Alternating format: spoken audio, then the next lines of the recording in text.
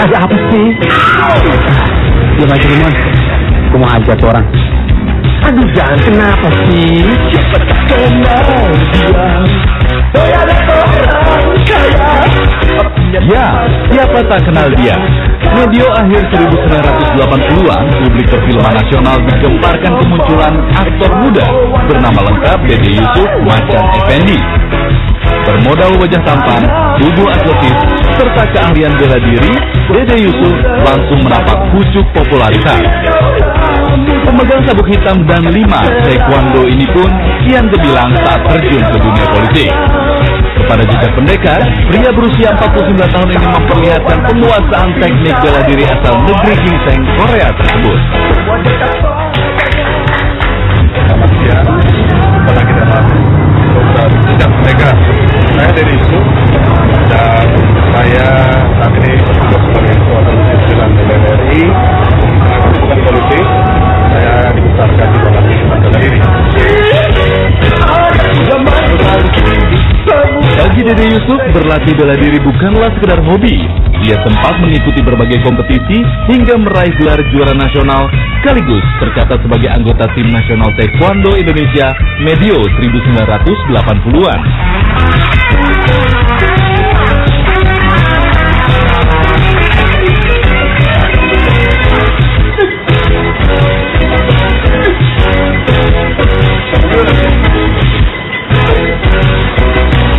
Ya, kali ini kawan-kawan sedang berlatih basic dasar gerakan dari taekwondo. Basic dasar gerakan taekwondo memadukan gerakan tangan, kuda-kuda dari kaki. Ini sedang melakukan praktis tendangan-tendangan dasar dari taekwondo. Seperti tendangan ke depan, ramping, double kick, tapi dilakukan tanpa tenaga. Tujuannya adalah melenturkan urat-urat, otot-otot, sampai seluruh persendian dirasa longgar. Jadi prinsipnya tidak memaksa kekuatan pada saat awal. Kita lihat, karena mereka sudah melakukan gerakan spinning. Gerakan spinning ini adalah sebuah teknik yang dilakukan untuk mengantisipasi lawan dengan gerakan yang tidak langsung tetapi mengelabui.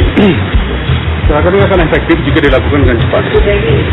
Jika tidak dilakukan dengan cepat, tentu tidak akan terbaca lawan. Soal teknik, jangan diragukan lagi. Pemeran Andi dalam film catatan Si Boy ini masih sangat terampil dan bertenaga. Di dalam taekwondo, pengembangan memang lebih banyak kepada gerakan menendang. Ada beberapa gerakan menendang yang dasar, lalu pengembangan, dan juga akhirnya sesuatu yang disebut atraksi. Ini adalah dolio, dan ini dolke chagi. Yang di belakangnya adalah dolio chagi, dan idan chagi.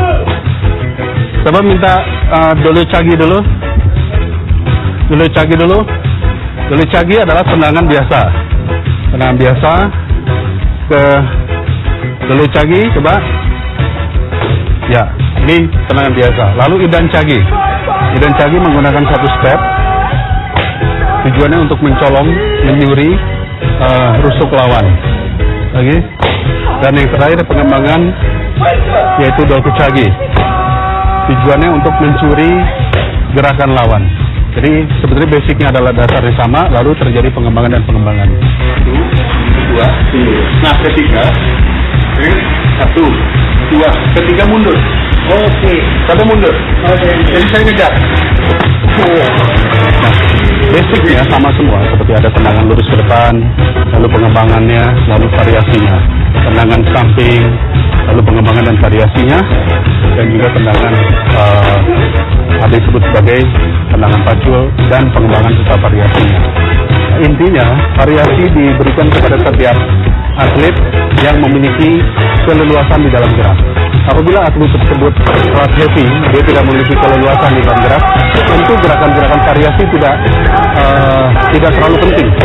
Yang penting adalah bagaimana sasaran tepat dan dalam kecepatan yang bisa semaksimal mungkin. Seberapa besarkah kekuatan daripada gerakan-gerakan tersebut? Bisa kita coba, tentunya salah satu bentuk mencoba bisa dengan tancap atau pematahan benda keras. Setelah melakukan teknik latihan dasar, kini saatnya Dede Yusuf memperlihatkan kemampuannya dalam melakukan pematahan benda keras.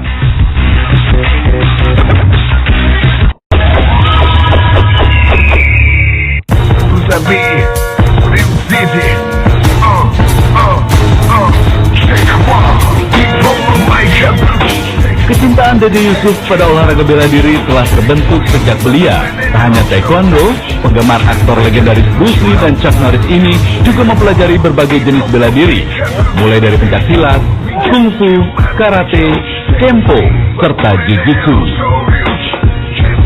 Saya belajar bela diri dari SD. Bermula dari silat, lalu kungfu, lalu kemudian SMP saya masuk taekwondo. Di taekwondo saya bertemu dengan pelatih yang cocok dan juga klub yang cocok, sehingga membuat saya mencintai taekwondo hingga menjadi atlet, menjadi juara nasional dan juga sebagai pelatih. Tetapi memang saya hobi bela diri, sehingga beberapa bela diri jenis lain saya ikuti seperti judo, lalu kemudian kembali ke silat lagi, dan terakhir ini Muay Thai ini saya ikuti. Dan karena ini merupakan hobi, jadi ajakan berlatih bela diri sama seperti ada teman-teman mengajak golf. Jadi ya karena hobi ya ikut aja gitu. Baca biasa, jangan itu namanya baca biasa dulu. Yang biasa, lalu idan, dan yang terakhir adalah step bal badak atau balap namanya dulu.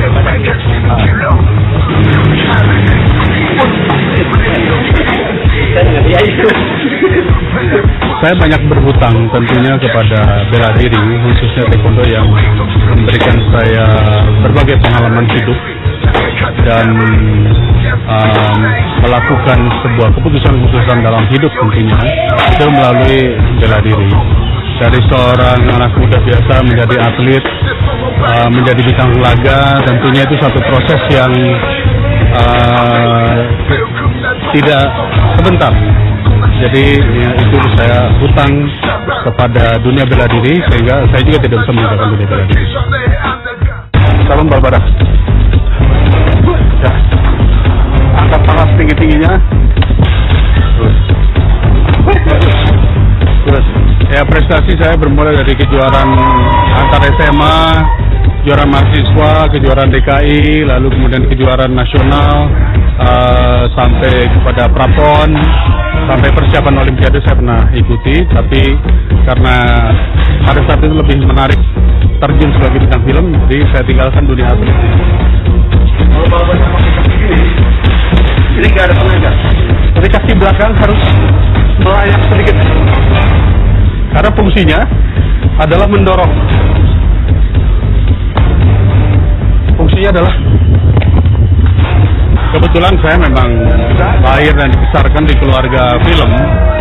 Namun hobi bela diri itu membuat saya diajak oleh beberapa sutradara karena dianggap memiliki kemampuan di bidang bela diri itu. Jadi ya itulah yang membuat saya akhirnya masuk ke dalam dunia film laga karena bela diri tersebut. Di dalam taekwondo salah satu cara untuk mengukur speed dan juga kekuatan tendangan itu adalah pemecahan benda keras. Benda keras yang dipakai di sini adalah dari jenis kayu-kayuan, yang intinya adalah dia tidak terlalu keras, namun apabila tidak cepat tidak akan patah. Jadi kecepatan juga dibutuhkan. Nah, ini ada beberapa teknik yang akan dilakukan. Saat ini bagi saya Sabundul akan mencoba melakukan sebuah gerakan spinning dolly chagi, atau disebutnya sebagai dolly chagi. Kita lihat sebentar lagi Bang Sabundul akan melakukan dolly chagi. Silakan.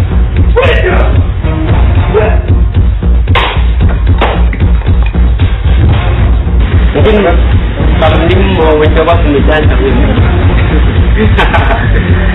umur di atas ya sambil atas ya. Tangan dulu sambil. Tapi Dupli.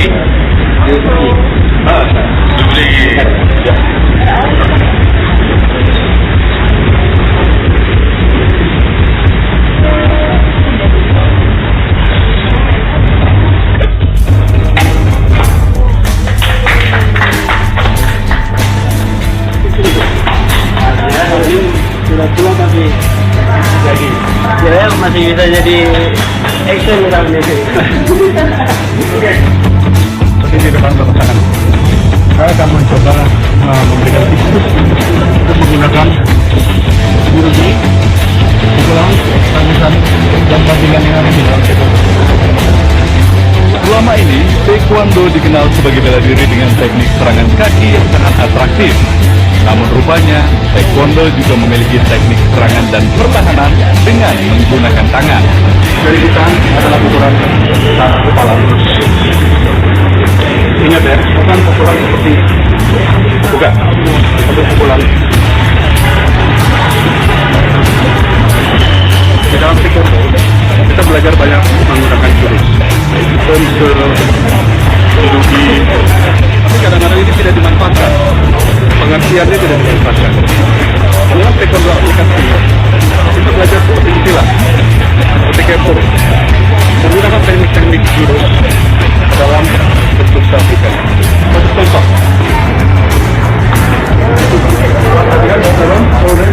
Tarikan. Ketika lawan memukul, ada dua alternatif. Yang pertama kita menangkis. Yang kedua kita mundur. Dua lagi. Tapi ini kita kehilangan momentum. Menangkis juga membuat kita bekerja dua kali. Satu, dua. Dalam teknik self-defense, kita menggunakan momentum. Begitu lawan memukul,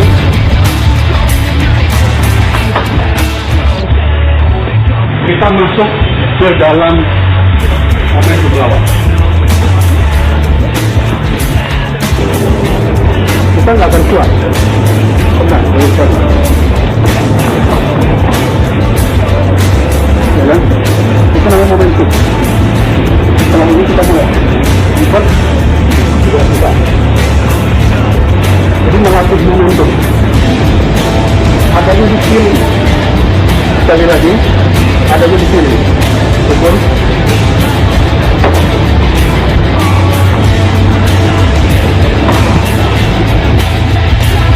Penguasaan Dede Yusuf pada bela diri taekwondo memang tak sekedar kulit luarnya saja. Berbagai metode yang jarang terlihat diajarkan oleh wakil rakyat yang kini duduk di Komisi 9 DPR RI ini.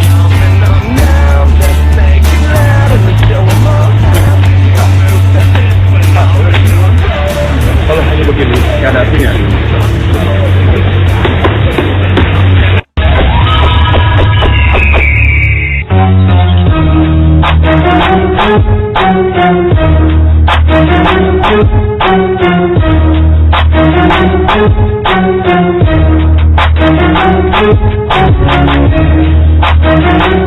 Banyak manfaat yang bisa diraih dengan berlatih bela diri. Bukan hanya kemampuan melindungi diri serta memiliki tubuh yang sehat, bela diri juga banyak memberi manfaat lain. Dede Yusuf sudah merasakan langsung manfaat berlatih bela diri bagi kehidupannya yang kini hampir memasuki usia setengah abad. Banyak teman dan jadi sabar. Karena di bela diri itu banyak jagoan. Jadi kalau kita tidak sabar, ya tidak mampu berteman banyak, pasti bisa jadi kita sehari-harinya malah jadi berkelahi. Apalagi ketika berkelahi sudah dibekali senjata-senjata yang berbahaya, tentu jadi berbahaya. Oleh karena di dalam bela diri saya belajar untuk menjadi rendah hati dan bersabar. Atau tetap dilihat secara sotohan.